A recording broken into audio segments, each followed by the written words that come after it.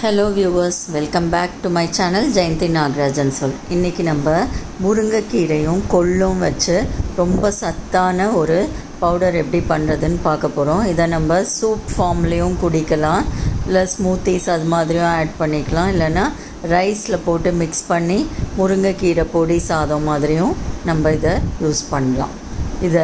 இதுக்கு நல்ல துளிரான முருங்கைக்கீரை ஒரு கட்டு எடுத்துருக்கேன்னா, முருங்கைக்கீரை பொடிலாம் ரொம்ப லார்ஜ் ஸ்கேலில் பண்ணி வைக்கிறது அவ்வளோ நல்லதில்லை. ஒரு வாரம் 2 வாரம் யூஸ் பண்ணுற அளவுக்கு கம்மியாக பவுடர் பண்ணி வச்சோன்னா தான் அதோட சத்து நமக்கு ஃபுல்லாக கிடைக்கும். நல்ல துளிரான முருங்கைக்கீரை எடுத்துக்கோங்க. இதில் பழுத்த கீரை இருந்தால் மட்டும் நம்ம பொறுக்கி எடுத்துடணும், அது வயத்துக்கு ஆகாது. நல்ல கீரையை நல்லா க்ளீன் பண்ணிவிட்டு வாஷ் பண்ணி கொஞ்சம் டவலில் போட்டு ஆற வச்சுக்கோங்க. இதுக்கு நான் கொள்ளு சேர்த்துருக்கேன். கொள்ளு நல்ல ப்ரோட்டீன், உடம்புக்கு ரொம்ப நல்லது. ஸோ நான் ஒரு 200 கிராம்ஸ் கொள்ளு எடுத்துட்டுருக்கேன். 1 டீஸ்பூன் மிளகு சேர்க்குறேன்.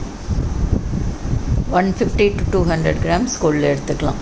1 டீஸ்பூன் மிளகு, 1 டீஸ்பூன் ஜீரகம் சேர்க்குறேன். நான் சூப்பாகவும் பண்ணலாங்கிறதுனால கொஞ்சமாக தான் காரம் சேர்த்துருக்கேன், மிளகா வத்தல் சேர்க்கலை.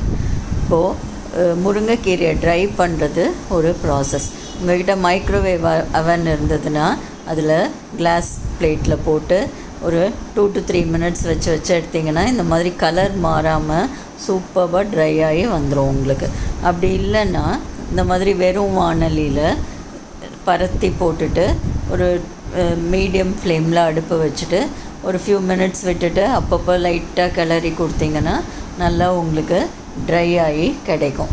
வெயிலில் வச்சும் எடுக்கலாம். ஏதோ ஒரு ஃபார்மில் நம்ம ட்ரை பண்ணணும், பொடி பண்ண போகிறதுனால. ஸோ இந்த மாதிரி எடுத்துக்கலாம். இப்போ நீங்கள் இதிலே மிளகா வத்தெல்லாம் சேர்த்து காரசாரமாகவும் பண்ணலாம். இப்போது நான் கொள்ளு, மிளகு, ஜீரகம், இந்த வறுத்த முருங்கைக்கீரை இது எல்லாத்தையும் போட்டு பவுடர் பண்ண போகிறேன். இதுக்கு ஃப்ளேவருக்காக ஒரு 5-6 பல்லு பூண்டை நல்லா தட்டிட்டு வறுத்து சேர்க்க போகிறேன். உங்களுக்கு பூண்டு பிடிக்காதுன்னா நீங்கள் அதுக்கு பதில் பெருங்காயம் கூட சேர்த்துக்கலாம்.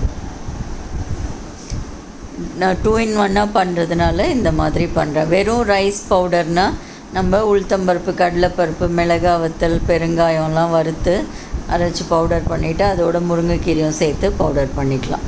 இப்போ நான் சூப்பாகவும் குடிக்கலாம்னு நினைக்கிறதுனால இந்த ஃபார்மில் மிளகு, ஜீரகம், பூண்டு வச்சு பண்ணியிருக்கேன். எவ்வளோ முருங்கைக்கீரை இருந்தது, பவுடர் எத்தணுண்டாக தான் கிடச்சிருக்கு பாருங்கள். முருங்கைக்கீரை பார்க்க நிறையா இருக்கும், ஆனால் பொடி பண்ணால் நமக்கு ரொம்ப கொஞ்சமாகிடும். பட் ரொம்ப சத்தானது, சூப்பர் ஃபுட்டில் ஒன்றுன்னே இதை நம்ம சொல்லலாம். இதில் கொள்ளும் சேர்த்துருக்கிறதுனால இன்னும் ஆடட் அட்வான்டேஜ் நமக்கு. நல்ல பிரைட் க்ரீன் கலரில் சூப்பராக முருங்கைக்கீரை பொடி ரெடி ஆகிடுச்சு. இதை தண்ணியில் விட்டு கொதிக்க விட்டு உப்பு சேர்த்து கொஞ்சம் பட்டர் சேர்த்து நம்ம வச்சோன்னா சூப் மாதிரியும் குடிக்கலாம் குளிர் பிரதேசத்தில் இருக்கிறவங்க. அப்படி இல்லைன்னா சாதத்தில் போட்டு வேண்டிய தாளிப்பை போட்டு மிக்ஸ் பண்ணி முருங்கைக்கீரை பொடி சாதமாகவும் சாப்பிடலாம். தேங்க்ஸ் ஃபார் வாட்சிங். Please subscribe to my channel.